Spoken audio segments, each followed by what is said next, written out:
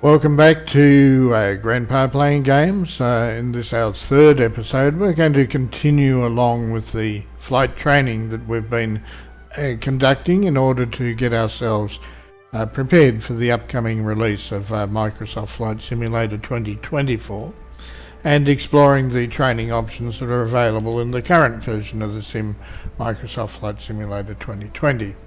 So, as you can see, we have mastered 3% of the flight training so far, and 16% of the basic handling, and of the other options that are available here, we've done nothing at all. So I think it's time that we push on. We'll go into the basic handling, and we're going to be looking at 2 lessons today: the turns and the power settings. Once we do that, we'll then review our progress thus far. You can see our previous exercise in episode number 2 was the familiarization flight and the attitude, in which we scored B's in both cases. So hopefully we'll be able to improve as we go along. Let's have a look and see. Okay, so we're going to be practicing our turns now. I did do this once previously, however the sim hung and I wasn't able to record it. So we'll do it again. Last time I was able to get an A. Let's see if I can do it again this time. For this lesson, we're going to use a line drawn on the windshield to indicate the cruise attitude. As you can see, I have problems with getting to a level cruise. Gently move the yoke to the left until the dotted line matches up with the horizon. Then maintain that bank. Okay, so we're going to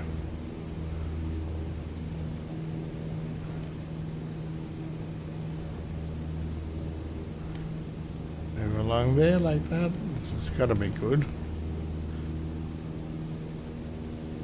That's good. Okay. Now let's see you level back out. Alright.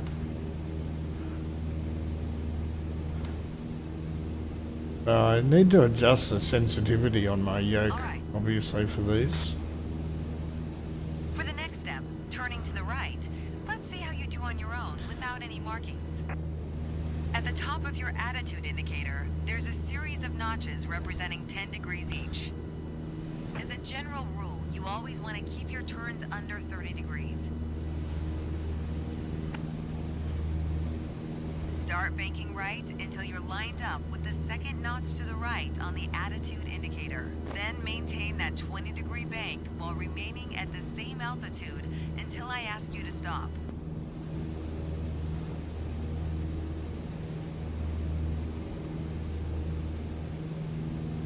Oh, this is going to be good. You're going to get such a great score on this. Yay, professional pilot. Level us back out now. Okay. Don't hang. Please don't hang. Great. Wow, great job. Great job. Yeah. So there we go, our first A. And we are now going to continue pushing our luck by moving into the power management lesson.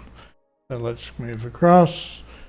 Oh, we did good on leveling back out and turning right.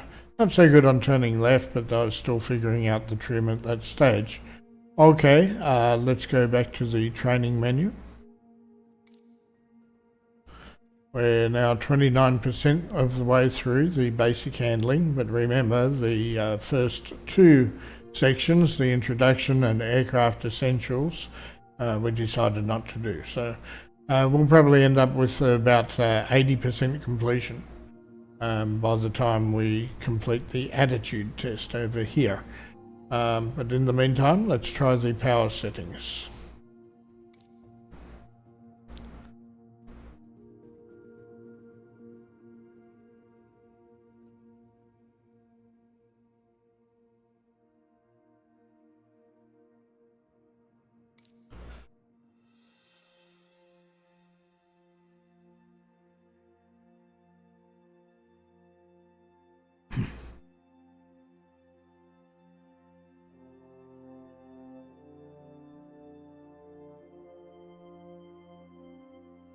So again, we'll probably have a little bit of difficulty in initially trimming the aircraft, but once we get it right, then we should be able to adjust our altitude pretty well by just adjusting the power settings themselves.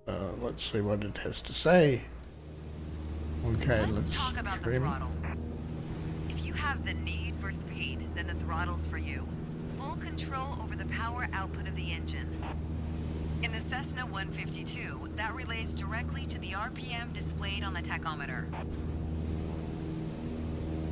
Pull back on the throttle to reduce RPM to 1800. Okay, so let's have a look. Oh. 1800 they want.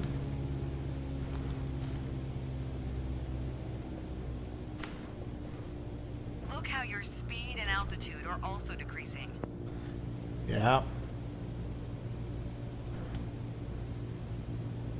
Excellent.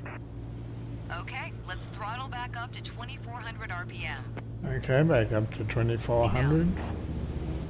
As long as you maintain the same attitude, your altitude will keep climbing as well. Nice. That was excellent. Good. With piston planes like this Cessna, it's common to have power targets defined in RPM.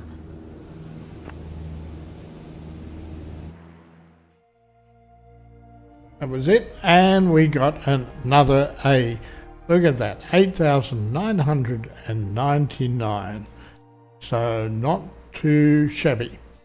Okay, so let's have a look. Reducing throttle and increasing throttle were pretty well similar in results there. So let's go back to the training menu. We can see now we're 41% of our way through.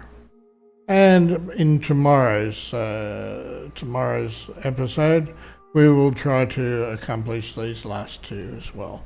See if we can get A's on those like we did today. So once again, thank you for watching. Do like and subscribe so that you can see and join in the laughter as I try to